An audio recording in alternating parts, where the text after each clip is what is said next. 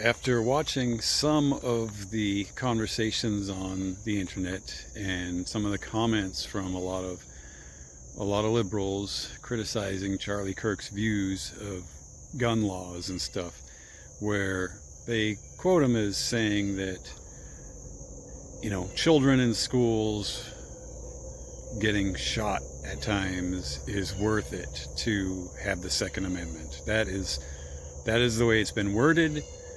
And so people look at him as if he's this callous, heartless person that doesn't care about all these people and all this pain and suffering. And that's just not true. Some of you know that, some of you know and don't care, some of you just listen to the hype and the spin that's put on things. Things are worded that way intentionally. When people ask, is it worth it? They wanted him to be able to say, yeah, it's worth it, because that makes him sound heartless. Is it worth it to have our freedom that our founding fathers decided we needed? Is it worth it to be able to own guns in this country if it means children will sometimes get shot and killed? That is a horrible thing to ask, to twist things around. And that was the purpose of it.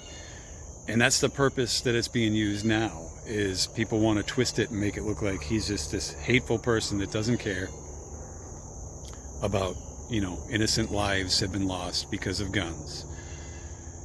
So they think, well, we've made this great point now. And people are falling for it. People are using it in all these arguments online right now, saying, oh, look, yeah, he loved guns so much he doesn't care who gets hurt. There's not any truth to that, the way they worded that. So I'm going to explain it just in case anybody needs this or cares to understand it better. Some of the times, I've watched a couple of videos where Charlie Kirk was asked questions about this. And he struggled with that. It wasn't like he very lightly said, yeah, it's absolutely worth it. I don't care about what happens as long as we can have guns. He didn't say anything like that. Not even close. He talked about things being a tragedy because they are. He understands that. He always understood that. And he was if you watched enough of his videos, I haven't watched a ton of them. I'm not going to sit here and pretend that I was like a diehard follower of his. But I've seen enough videos. He was a pretty understanding guy. He allowed people to sit and yell at him and make fun of him and stuff, and he didn't retaliate by making fun of them and saying he hated them. He asked sincere questions. He tried to get people to see the truth, and some people take that as being hateful, but compared to some of the people that he allowed to get up in front of a microphone, he was very patient and kind and understanding. He was friendly. I'm getting off track. A lot of distractions out here, birds, airplanes, So, I'm going to explain something just in case you need an explanation. Once upon a time, the people that helped set up the major laws, the governing laws about how this country should work, it wasn't as in-depth as the millions of laws we have now where, hey, let's pass this new thing and it's 2,000 pages. Do you want to read it or just pass it? They had something that was a little bit shorter. And they decided that we had the right to defend ourselves. And most of you sort of understand that. If someone comes into your house is attacking you, do you just sit there and say, okay, go ahead and beat me up or kill me? No, you would defend yourself. You want that freedom. Whether or not you think guns should be involved, we'll get to that, but you want the freedom to be able to defend yourself. You have the right to life, right? Well, in case you don't know our history, we came from another country that was trying to dictate how we lived, and we wanted to be free of that. And our government, once we were establishing our own government, we decided that the people needed the freedom to be armed so that the government could never completely rule over them. I think some of you understand that. Some of you, I don't know what you think. There's a lot of people that try to compare, well, they had muskets back then, so people only need to have muskets now. Well, the government only had muskets back then. Today, the government has crazy weapons that you can't even imagine.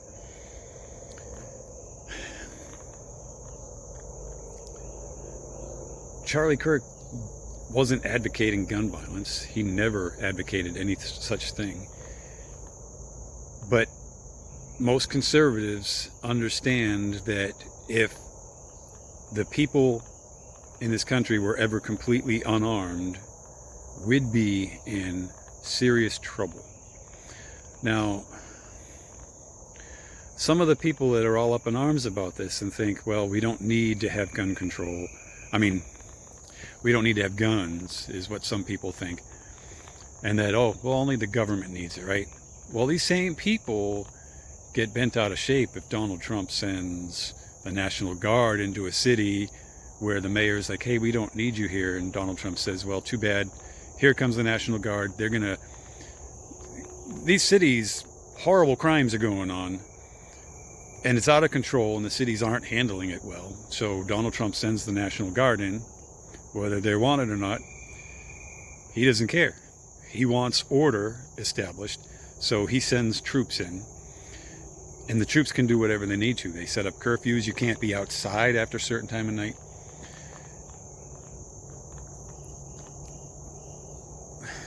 If we didn't have the freedom for people to have guns, any politician in office could do this sort of thing anywhere, at any time, for any reason, and nobody would ever be able to do anything about it. If Donald Trump ever went really off the rails and started sending National Guard into any city he felt like it just because, if he started doing stuff that the conservatives were like, wow, wait a second, we don't want that. We have enough armed citizens in the country to stand up if we ever actually needed to. You know, countries sometimes, there's a lot of countries that have nuclear weapons, and we sometimes say, well, we don't want anybody to have nuclear weapons. So some of the countries say, well, let's get rid of ours. And then people say, well, no, we probably shouldn't. Let's not use them. But if we have them, then that other country over there is going to be afraid to use them. It's kind of a weird logic, but we're not using them. People are being careful. It's a similar thing. If the citizens of the United States have the freedom to be armed, it prevents the government from ever being able to become a dictatorship and control every aspect of your life. Some of you that are opposed to the Second Amendment are also opposed to governments taking over and doing things you don't like. So you think Donald Trump is bad. He could be a lot worse, and he could become worse, or the next president could be a lot worse. The citizens of the United States need to have the ability to defend themselves against their own government. I don't know if people don't understand that, because we think, oh, that would never happen here. It would never happen here because we have that freedom. I guarantee if we didn't have that freedom, you'd be really shocked at what would happen. We can sit and argue about this. We don't have to agree, but I hope that you can understand that this is the perspective that people like Charlie Kirk would be coming from. It's not, oh, I don't care about all these innocent lives as long as I can own a gun. That's not at all what anybody's saying. It is, he used the word unfortunate quite a few times in discussing these deaths. those lives mattered to him. I promise you that. He wasn't some callous guy that just wanted to make sure everybody could have a gun if they wanted it. It wasn't that simple. Again, some of you know that and don't care, but some of you are just eating up the rhetoric that's spit at you that, hey, this is the way it is. It's these conversations are always a lot bigger, but we have this ability of just, I'm going to pick this side for whatever reason. Sometimes people don't even know why they're on a particular side, but once you're there, hey, my side's right, your side's wrong, and we throw away conversations that we shouldn't throw away. And that's one of the things that Charlie Kirk was really good at, embracing conversations. Now, he didn't bend. He knew his truth, and he was able to defend it. There's a whole lot of people he argued with that weren't able to defend their own truth because they believed in stuff simply because they were told to believe in it. There's a lot of people on every side and every way of thinking that they don't actually know why they believe what they believe. They just know because, well, you know, that's what everybody thinks, so it must be true. That's another topic. But that man gave people the freedom to sit and debate with him. He wasn't this horrible person that just stood up on a stage and ranted at people. He had conversations with people. He tried to get them to look at things a little differently. And if you didn't understand that, that's fine. If you disagree with him, that's fine. But he wasn't a jerk about it. You've been taught that if somebody says this, it means that. We need to stop believing those lies. All of us. All of us need to stop believing those lies. Christians, conservatives also need to stop believing the lies and stop spreading the lies that, well, if that person believes this, then it means this about them too. We need to stop doing that to each other. The bottom line with Charlie Kirk's position on guns, it's worth it is not a phrase that anybody wants to use. The left wants to use that phrase against him to paint a picture of an ugly person. It's worth it is, how else do you put it? It is a necessity that the American people have the freedom to arm themselves, to protect themselves against their own government, if that is ever needed. That is an essential liberty in this country. You don't have to agree with me, but that is the position people have. You need to understand it to some extent. The whole, oh, he says it's worth it. That's putting feelings into his heart that weren't there. They're twisting it to suggest that he just didn't care about those people, and that's an outright lie. You know, people just to think about logic. People sometimes joke, well, hey, somebody got stabbed, should we outlaw knives? You need knives, right? Cut your food, to open packages, different things. What if the government decided, hey, let's just outlaw knives, nobody can own a knife? How many of you would comply with that? How many would be okay with it? How many of you would say, well, don't be foolish, I'm not going to kill anybody with my knife? I mean, there's a certain logic there that you can understand with knives. You would defend the freedom to own a knife.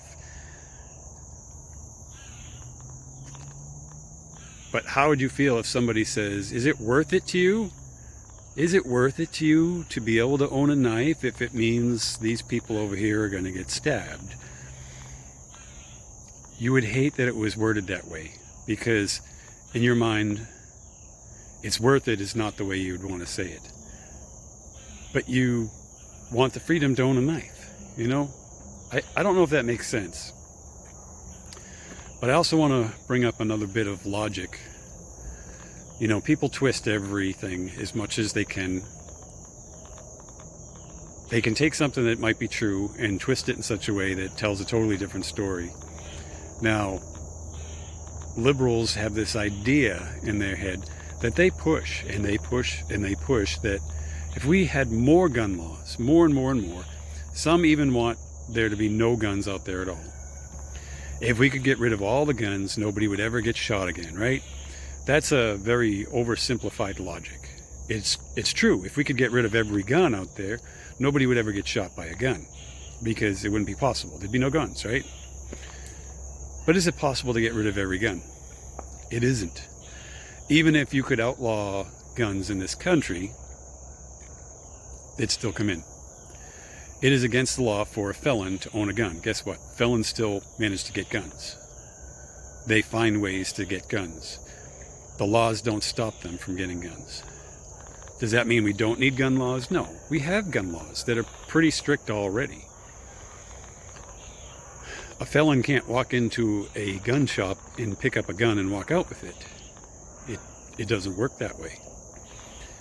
So there are laws that to some extent work, but people are always going to be able to work around the law.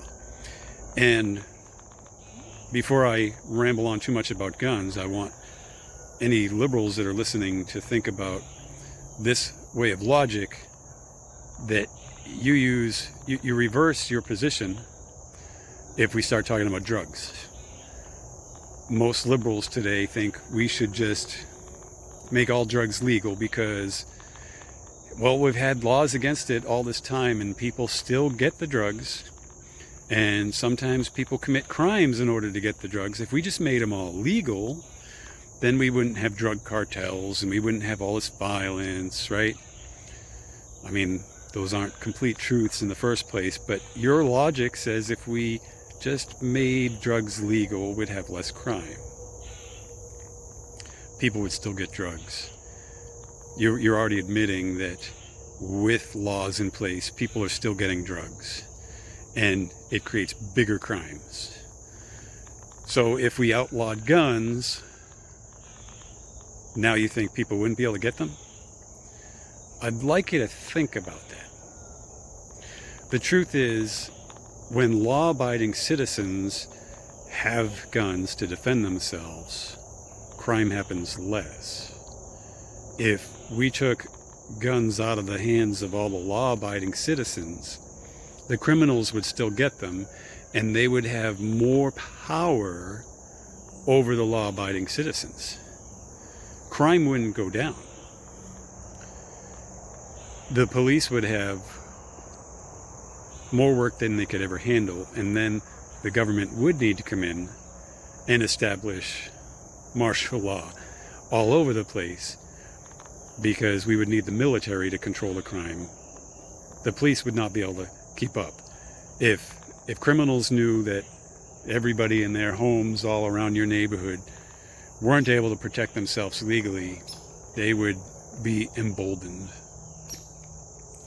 Anyway, I don't know how many people are willing to think and weigh things and look at the logic and take time to understand. I hope you take the time to listen. If you're struggling with this at all, if you're looking at me thinking, oh, what an idiot, I want you to go back and watch this all over again. I haven't called you any names, and I'm not going to. What would be the point of it? I don't think less of you. I'm not thinking you're dumb because we have different points of view. My hope is that you'll take time to understand that other people have different points of view that don't mean, oh, I hate people, like, we have to stop doing that to each other. It's divisive and it's ignorant.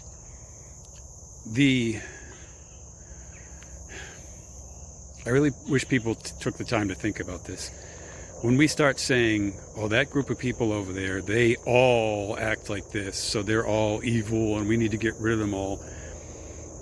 Believe it or not, you're acting like a racist. If you go, if you go back far enough in history, the white people in the United States didn't have any logical reason to fear or hate black people. other than somewhere, somehow, somebody came along and said, hey, we should own these people and put them to work. And so in order to make that more comfortable, we have to think they are less. And so it was just a belief in the society that was wrong. But the way it was taught, people believed it. They were taught, hey, those people are less. And just to interject here, some of you think that way already about anybody that's not on your side. Anybody at all. Those people are less. That's how you feel right now. Then you're no different than the racists of those days. Some of the racists that still exist today, they exist because of a different type of ignorance, where we can actually factually look at data in a city, find some city where there's a lot of poverty. Anywhere there's poverty, there's crime. And you'll find some of these cities, the majority population are people of color. And you find these high crime rates. Some people right away associate high crime with people of color. That's ignorant, it's stupid, it's wrong, but it's real data in those places. Then you look at percentages. You get all these violent crimes happening, and though they just happen to be by people of color. So that's happening because it's mostly people of color that live there, period. So people start to associate all these violent crimes with people of color, and it's ignorant and it's wrong. We shouldn't do that. That same logic is being spun today about, liberals versus conservatives, Christians versus atheists. Those people over there, this is what they believe. We don't stop and look at the person, and we end up lumping everybody together. It's very ignorant, and it's wrong. It's divisive. Most people don't actually know why they do it. It's just, this is the way you've been trained to think. This is the logic you're fed every day. You listen to your friends, you turn on whatever news station you like, and they spin things a certain way. The politicians you vote for, they spin things a certain way, and they tell you these facts that they're not quite facts. They look at real data, and they manage to spin it in such a way, just the way people can, to justify racism. They shouldn't, but there's enough data there that they can prove this to be true when it isn't. There's a lot of hate out there. Hate that's based on things you don't actually know and you don't want to take the time to understand. And we need to start taking the time to understand. I'm not going to ask you, I'm not going to plead with you, hey, come join the conservatives, come become a Christian, or come be just like me. I'm not going to ask you to do that. But I'm going to ask you to stop hating me based on things that you don't actually understand. You don't know me. You don't know my heart. You don't know how I feel. You don't know how I treat people because you're not in my life. You don't hang around with me. And as much as this seems to mostly be pointed at the liberals in America, because the liberals right now are the ones that are demonizing people like Charlie Kirk and people like me that simply have beliefs they don't like. Pretty much everything I'm saying here can be turned around and spoken to any conservatives. If you're watching this too, I hope you are, because this isn't an entirely one-sided conversation. The hate, the divisiveness in this country, it goes back and forth. Both sides like to point at the other and say, well, they started it. Both sides call each other fascists. Both sides like to compare each other to Hitler and all this nonsense that doesn't actually make any sense. A lot of people are using words they don't even understand the meanings of. For years and years and years, we've been using words like tolerance, which the liberals' definition of the word tolerance is you need to be okay with what everybody's doing around you. That's not what tolerance means. The word tolerance has to do with how much poison your body can take, or how much cold you could take, not how much you like. What's your tolerance for pain? That's how that word is used. It has nothing to do with accepting and being happy about and supporting. What can you put up with? That's what tolerance means. And as you tell us, we need to change and think the same way you do. You're telling us that you can't put up with us. So that means you're intolerant, if you think about that word. Same with the word bigot. A bigot is somebody that has such strict views in their life that they won't put up with anybody else. They've got no patience or time. They hate people that don't think the way they do. And so you hear these people calling other people bigots and then applauding at someone's death. You're a bigot. If you're happy when somebody dies just because of their political views in life, you're a bigot. That is the absolute truth. If that person has proven themselves to be a jerk, they kick people when they're down, they're just a monster, not based on their beliefs, but their actions. If they're a monster and you hate them, that one person, that's one thing. But if you hate somebody because you know they're a Christian or a conservative or a liberal or an atheist or a Muslim, if you hate somebody based on their beliefs alone, you are a bigot. We got to stop using that word as a weapon to say, hey, you need to agree with my side, otherwise you're this. We got to stop doing that. The word hate, the word love, those are being used incorrectly all the time, every day. We're told, it's dictated to us that if you don't agree with what I believe, that means you don't love me. But you don't agree with what I believe. Does that mean you hate me? Sometimes it does, but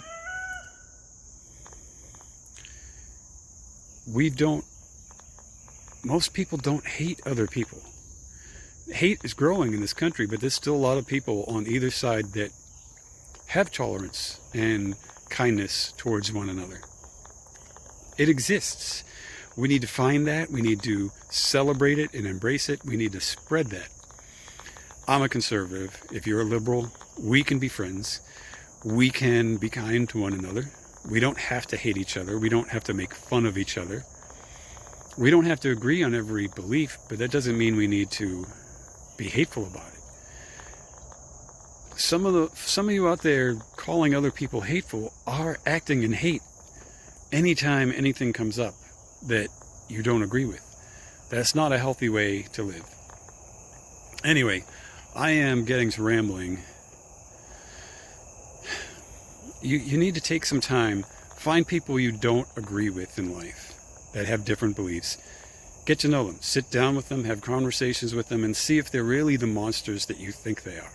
Because most people are not. Both sides are turning into those monsters because we're embracing this made-up division.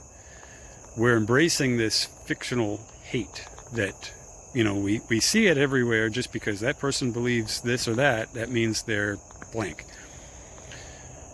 As we keep spreading those lies, the hate grows. But it doesn't have to be that way. We can believe different things and it doesn't make us hateful. Back to the original point here. People that support the Second Amendment, they're not happy that anybody ever dies by a gun. It is a tragic thing. That tragedy has nothing to do with the guns themselves. That tragedy has to do with this divisive hate. Believe it or not, excuse me. Some of you standing in this prideful position that everything you believe is right, and if things were just my way, everybody would be happy. Some of you are actually fueling the amount of hate that exists that causes somebody to pick up a gun and do something horrible. The people that hated Charlie Kirk so much they wanted him dead, most of them don't even know why. Oh, he said mean things. He didn't actually say anything mean. He said things you don't like. But even if he was out there calling people horrible names, which he didn't do, but even if he was, why does that make it okay to hate him so much that you want to kill him or you wish him dead? Like, it's an absurd thing that becomes okay to you because they have a different belief. You're supposed to be the people of tolerance and acceptance and diversity. Diversity, we use that word to, that's another misused word. That word is used to say, well, we need to make sure people of color are represented in accurate numbers or fair numbers or whatever. And we use that word to say, we need to support the people of this lifestyle over here. And that, to some extent, makes some sense, but diversity, study the word, think on it yourself. We're supposed to be embracing differences, right? But then you take these other people groups, the conservatives, the straight white males are sometimes demonized. You look at the Christians, Christian conservatives especially, and no, we don't have to be patient with them. We don't have to be tolerant of them.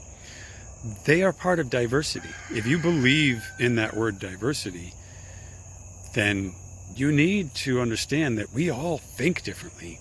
It's not just the color of my skin or my sexual orientation. What do I believe? Sometimes you will use the word diversity to talk about Muslims or other faiths, but when it comes to Christians, no, you don't bring them into that. When it comes to conservatives, no, we can't put up with that. That's not diversity. That's not tolerance. That's not love. That's not kindness. I'm not saying this to just be outright critical and attacking, but you need to understand that we do live in a very diverse world. And you often talk about how people, we're supposed to embrace differences. And then you go and hate our differences. You can't claim one and do another. You can't do that. This world is very diverse, and that's not going to change. The whole world isn't going to change to your way of thinking. It's sad that anybody out there thinks that's the way it should work, because I mean that's not diversity. Wow. That's the opposite of diversity, the absolute opposite of it. We should be free to have different points of view. We should be free to share those different points of view. And while most of us aren't hateful in sharing our points of view, we actually have the freedom to be hateful in sharing our points of view. Never makes it okay to kill somebody or wish they were dead. It's never going to make that okay. If you feel that way, that you're happy when someone dies or something along those lines, you need to take a long, hard look at your life, your beliefs, and your heart and how you feel. Because when you become hateful, you need to watch somebody's body language, their facial expressions when they're talking about something they hate. They get all worked up, their fists clenched. You can almost feel their blood pressure rising just standing there. And that's not healthy for you. If that's how you feel, that's not healthy. The world around you is not going to change to suit you. And as long as you think it can or should, you're going to make yourself miserable. And I don't think people actually enjoy being miserable. I don't enjoy seeing anybody miserable. So it actually pains me. It literally pains me to see people filled with hate, because you're ruining your own life. yourself. You're making yourself miserable, and you should want better for yourself. That doesn't mean you need to say, oh yeah, Charlie Kirk was a great guy. If you don't think that's okay. But if you hate him, if you're carrying hate in your heart over things that he believed, you're poisoning yourself. You're absolutely poisoning yourself, and you're never, ever going to be happy. There's a balance in there. You don't, like I said, you don't have to agree with everything that everybody does and thinks and says, but you need to understand that we live in a free world where we can share those things. We can believe differently, and it's okay. We should believe differently. There should be different beliefs, right? Long rambles. I hope I made sense somewhere to somebody. There's a lot of lies out there. Once you believe these lies that, oh, that person over there is awful, then human life used to be pretty sacred and respected, and now, well, that person deserved it. Why? How? No, they didn't. You could be my biggest enemy. You could threaten me. You could hate me. You could worship the devil. You could, you name it. I'm not going to hate you. I'm not going to celebrate if something bad happens to you, because I care about you. I care about you. That is the absolute truth. If you were my worst enemy and you were being beaten, I wouldn't stand by and watch. I wouldn't applaud. I would get in there and stop it, because that's not right.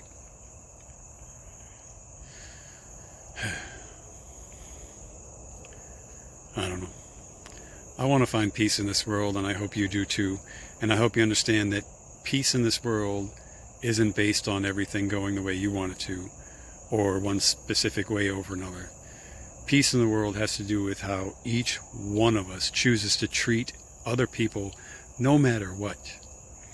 If you can't offer somebody peace because of something they believe, then you're not a peaceful person. You're not a peace-loving person. And that's the truth. That seems accusatory and mean, but that's the truth. There's a whole lot of people out there that are hateful that don't see it. There's a lot of people out there that are bullies that don't see it because they think it's justifiable. My ways are right, so I can act this way. Well, that's arrogant and it's hateful. I wish you all well. I get outside and do these videos because I have a very small house and there's a lot of distractions. I've got 4 kids still at home. And it's peaceful out here. No matter where you are, what you're worried about, what you're stressed about, what you're feeling angry about, take the scenery around and think, hey, maybe I need to go for a walk. Get outside. Sit by yourself. Put away your cell phone. Turn off the TV. Just get outside, go for a walk, and just breathe.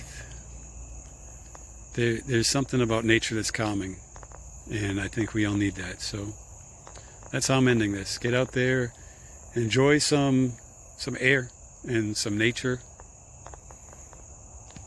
Peace.